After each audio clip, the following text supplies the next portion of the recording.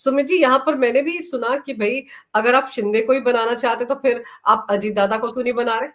वो भी तो घटक दल है, उन्होंने भी तो 41 सीटें लाई हैं। तो अगर इस या तरह का झगड़ा रहा तो फिर तो किसी नतीजे पर पहुंचना बहुत मुश्किल है। लेकिन अगर बीजेपी को एकनाथ शिंदे को ही सीएम बनाना है, अगर मान लेते दीपक केसरकर का एक बाइट आ रहा है कि उन्होंने तो अभी केयर टेकर सीएम में इस्तीफा दिया है, कोई परमानेंट इस्तीफा थोड़े दे दिया है, ये स्टेटमेंट भी उनका टीवी चैनल्स पर चल रहा है। लेकिन अगर बीजेपी को एकनाथ शिंदे को ही सीएम बनाना था, फिर तो 2019 में उद्धव ठाकरे जिस बात के लिए रो रहे थे वहीं पर उनको सीएम बना देते। ये सारा रायता इतना फैलता ही नहीं। एक एक एक दलील तो ये भी है ना। सी यहाँ भी मीडिया में कुछ लोग यही दलील दे रहे हैं, और उससे भी ज्यादा एक दूसरा आर्ग्यूमेंट, इससे भी ऊपर से ऊपर का एक आर्ग्यूमेंट हुआ है। 2019 में सिर्फ नरेंद्र भाई और देवेंद्र जी के नाम पे चुनाव लड़ा गया था। नरेंद्र भाई और देवेंद्र जी के नाम पे और दोनों के 5-5 साल के ट्रैक रिकॉर्ड पे वोट मांगा गया था। ओके, उसमें भाजपा को 106 सीट आई, इनको 56 सीट आई, शिवसेना यानी उद्धव, तब तो उद्धव ही था। लेकिन आप इस वक्त का चुनाव देखिए, इस वक्त का चुनाव में जो बाउंस बैक हुआ है भाजपा का, और भाजपा के साथ पूरे एनडीए का बाउंस बैक हुआ है। जून में रिजल्ट था, जून में क्या रिजल्ट था? 18 सीट पूरे एनडीए को, अजीत पवार को 1 सीट मिला था, एकनाथ शिंदे जी को 7 सीट मिली थी, और अपने भाजपा को 9 सीट मिली थी। ये वाली तो सिचुएशन थी ऑन द ग्राउंड। 30 सीट तो यही लेके गए थे इंडिया वाले, जो महायुति वाले, महाआघाड़ी वाले। गाड़ी वाले वहां से जिस तरह से पूरी मेहनत हुई, स्कीम्स इंप्लीमेंट हुई, स्कीम कहां से आई? मध्य प्रदेश से, भाजपा से, शिवराज सिंह चौहान से। उसके इम्प्लीमेंटेशन में ऐसा तो नहीं होता है कि सरकार है तो एक ही बंदा काम करता है, सब लोग का मिलीजुली एफर्ट होती है, सिर्फ एक आदमी की एफर्ट नहीं होती है। अगर हम देवेंद्र जी का बोले विद इन अ मिनिस्ट्री, लेकिन ओवरऑल देखें तो पूरे गवर्नमेंट में तो भाजपा का भी इम्प्लीमेंटेशन रहा है साथ में। दूसरी सबसे बड़ी चीज, इलेक्शन को जो हम बोलते कि मोजो आया, जिसने मोजो दिया, अंग्रेजी में शब्द है, यानी वो जो एक चेतना दी, वो कहाँ से आई? वो योगी जी के स्टेटमेंट से, उसके बेसिस पे पूरा चला। उसके बाद में मोदी जी ने एक है तो सेफ है वाला नारा दिया, वहां से पूरा काम चालू हुआ। उसके बाद में संघ परिवार के यानी आरएसएस, दूसरे जितने भी अलाइड ऑर्गेनाइजेशन है, उनके सबके दसियों हजारों लाखों कार्यकर्ता, स्वयंसेवक रास्ते पे आए भाजपा के लिए। और वो सिर्फ भाजपा के लिए नहीं आए, वो लोग तो एकनाथ शिंदे जी के लिए भी वोट मांग रहे थे, उन लोग तो अजीत दादा के लिए भी वोट मांग रहे थे। तो ऐसा नहीं था कि वो लोग सिर्फ भाजपा और देवेंद्र जी के लिए वोट मांग रहे थे। देवेंद्र जी ने तो उसके जब पहला चुनाव के नतीजे आने के बाद पहली बार जब देवेंद्र जी मीडिया के सामने आए थे तो उन्होंने कहा था कि हमारी पार्टी के नेताओं ने तो हमारे गठबंधन के जो दोस्त है उनके नेताओं के लिए भी वोट मांगे। ऐसा नहीं था कि वो बीजेपी की सीट्स पर ही जाकर रैलियां कर रहे थे, उन्होंने एग्जैक्टली एनसीपी के नेताओं के विधायकों के लिए भी किया है और उन्होंने शिंदे के लिए भी किया है। तो एक मैसेज तो उन्होंने दे ही दिया था। एग्जैक्टली अब इसके अंदर आप दूसरा, आप थोड़ा आगे जाइए। मैं ये नहीं बोल रहा कि चलो भाजपा के नेता तो इन्वॉल्व ही थे, क्योंकि अलायंस धर्म आ जाता है, कोलिएशन धर्म आ जाता है, कि मोदी जी आएंगे, योगी जी आएंगे, हेमंत बिस्वा जी आएंगे, दूसरे सब राजनाथ सिंह, अमित शाह जी, वो जो भी बीजेपी के बड़े नेता है। भाजपा के इतने लोग, जो मैंने आपको पिछली बार बताया था चर्चा में, कि साधारण कार्यकर्ता आया है, दूसरे स्टेट्स के मिनिस्टर, लेकिन वो भी छोड़ दीजिए।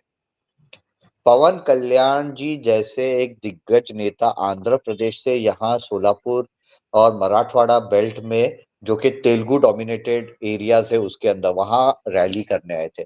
उनका तो महाराष्ट्र के साथ कोई लेना देना ही नहीं है, वो तो महाराष्ट्र में कभी चुनाव भी नहीं लड़ने वाले हैं, तो वो क्यों आए? उसका तो बॉर्डर भी नहीं लगता है, आंध्र प्रदेश का तो कहीं भी बॉर्डर नहीं लगता है महाराष्ट्र के साथ। तेलंगाना का फिर भी लगता है, महाराष्ट्र के साथ इनका कोई लगाव ही नहीं है, क्योंकि they are part of NDA. तो यहाँ एनडीए को और एनडीए के अंदर जो भी घटक पक्ष है उनको सपोर्ट देने के लिए यहाँ चुनाव में वो रैली करने आए। यहाँ इवन कर्नाटक से जो इंडिविजुअल्स है, जिनका भाजपा से लेना देना नहीं है, वो लोग भी आए चुनाव के लिए। जो मैंने आपको बोला था, लिंगायत मठ के मठों के स्वामी जी आए थे, उनका तो कोई लेना देना नहीं है भाजपा के साथ। तो ये पूरा जो इकोसिस्टम देखे तो इकोसिस्टम में भाजपा का कंट्रीब्यूशन बहुत ज्यादा है। और अगर हम देखें तो आज के तारीख में 132 सीट्स आई है, ऐसा नहीं है कि it is the largest seat. तो उसके बिल्कुल। कारण जो एक इमोशनल आर्ग्यूमेंट्स हो रहे हैं, दैट इज के भैया आज पवन कल्याण जी किसके कहने पे आए? भाजपा के कहने पे आए। आज दूसरे जहां लोग भी आए तो भाजपा के कहने पे आए। उसका बेनिफिट तो सबको ही मिला है ना। पर तो एक चीज और उसके है बेसिस। सुमित जी, एक चीज जो मैं आपसे जानना चाह रही हूँ कि जैसे कल रात ये खबर आ रही थी कि देवेंद्र फडणवीस को ही सीएम बनाया जाएगा, उसके बाद से हमने देखा कि शिंदे गुट के लोग जो थे वो शक्ति प्रदर्शन करने के लिए वर्षा जो आधिकारिक आवास है महाराष्ट्र के सीएम का, उसके बाहर इकट्ठा होना चाहते थे, जिनको बाद में शायद एकनाथ शिंदे ने खुद रोक दिया। तो ये क्या है? ये तो बिल्कुल वैसा ही हो गया ना जैसे उद्धव ठाकरे करते थे। सी क्या हो रहा है मालूम है? ये एक शो ऑफ स्ट्रेंथ वाला एक कल्चर है।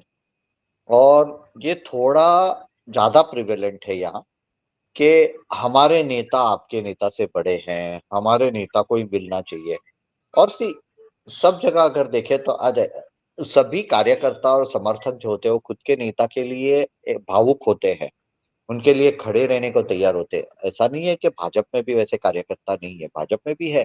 लेकिन भाजपा में और संघ परिवार में क्या हो जाता है, एक डिसिप्लिन है कि will not cross the line. एक लक्ष्मण रेखा वाला, वो जो वाजपेयी जी के टाइम से हमारे पास एक लक्ष्मण रेखा, एक जो संयम वाली पूरी बातें होती है, वो एक कल्चर है। तो उसके कारण और वो सोफिस्टिकेशन फिनेस के कारण उन लोग बिहेव करते वक्त के नहीं नहीं ये लक्ष्मण रेखा क्रॉस नहीं करनी चाहिए। जबकि थोड़ा ये लोग ज्यादा इमोशनल है तो बोलते हैं हम लोग चले जाएंगे। लेकिन फिर एकनाथ जी को शायद समझ में आया होगा कि ये करना गलत होगा, क्योंकि इस तरह से शो ऑफ स्ट्रेंथ करेंगे तो सामने वाले और ज्यादा दुखी हो सकते हैं कि भैया हमने तो ज्यादा काम किया है, हम शो ऑफ स्ट्रेंथ करेंगे तो कहां तक जाएगा? शो ऑफ स्ट्रेंथ तो दूसरे साइड में भी है, दूसरे साइड पर रिस्ट्रेन चलिए करके रखते हैं। पर चलिए, ये एक शक्ति प्रदर्शन हम इसको नाम दे रहे हैं, लेकिन ये तो ब्लैकमेलिंग भी तो हो सकती है ना, कि देखिए हमारा हमारा सीएम है वही बना रहे। मैं फिर यही कहूंगी कि अगर एकनाथ शिंदे को ही बनाना है बीजेपी को, तो फिर तो उद्धव ठाकरे क्या बुरे थे? वो भी तो सीएम ही बनना चाहते थे। सीएम बनने के लिए ही महा विकास अघाड़ी में चले गए, अपनी हिंदुत्व की विचारधारा छोड़ दी। सी अब उद्धव ठाकरे का क्या हुआ कि उसने तो लालच थी, उसको पर्सनल एम्बिशन थे। बोला जाता है कि उसके पीछे उनके पत्नी श्रीमती रश्मि जी का भी बहुत बड़ा हाथ था, उनको प्रेरित करने के लिए कि उस तरफ चले जाओ। तो सी सत्ता में लालच होती है बहुत लोगों को। सब लोग देवेंद्र जी जैसे नहीं होते कि मैं बलिदान दूंगा कि एक सीएम होने के बाद मैं डिप्यूटी सीएम बनूंगा और उसके अंडर में जो मेरे कैबिनेट में उसके पहले मंत्री रहा हो। बिल्कुल। मेरे पास 106 सीट है, जो 40 सीट लेके आता है मैं उसको उसके अंडर में काम करूंगा। ऐसा बलिदान देने का जो संस्कार है वो संघ का है। वो यहाँ वो सब जगह नहीं होता है। वो आप सब जगह देखिए, बहुत सारे केसेस आपको भारत भर में मिलेंगे कि ऐसा बलिदान कौन देता है। बिल्कुल। इसके पहले वाजपेयी जी ने भी बोला था कि हम भी बलिदान, यानी they used to compromise and keep their alliance partners happy. तो हमेशा ये सब लोग नहीं करते। ये भी एक संस्कार है कि हम यहाँ सत्ता के लिए नहीं है, हम लोग यहाँ कुछ काम करने के लिए है। तो सब लोग वो नहीं समझ पाते हैं। कुछ लोग कुछ लोग खुद के तरफ ज्यादा देखते हैं कि भैया मुझे ये मिलना चाहिए। पर सुमित जी, आपको याद होगा कि अमित शाह जी ने भी बहुत सारी रैलीज में ये बात कही थी। शायद वो शिंदे की महत्वाकांक्षा को समझते थे, इसीलिए उन्होंने कहा था कि बहुत बलिदान दिया है बीजेपी ने उनको सीएम बनाने में। तो शायद वो देवेंद्र फडणवीस की तरफ इशारा कर रहे थे। हर बार सिर्फ तो देवेंद्र देवेंद्र फडणवीस बलिदान नहीं देंगे ना। हर सी बार उनकी ये जाति बीच में नहीं आनी चाहिए ना। इसी प्रॉब्लम यही है कि आज महाराष्ट्र का राजकारण इतना गंदा है। और ये मैं आपके शो पे बोला हूँ, दूसरी जगह भी बोला हूँ कि एक सिर्फ ब्राह्मण है इसलिए उसको अपोज करना, ये एक बहुत ही गलत चीज, एक गलत मैसेज जाता है कि किस तरह का जातिवाद महाराष्ट्र में है। ओके। और दूसरी चीज, सिर्फ देवेंद्र जी ने तो डेफिनेटली बहुत बड़ा बलिदान दिया है।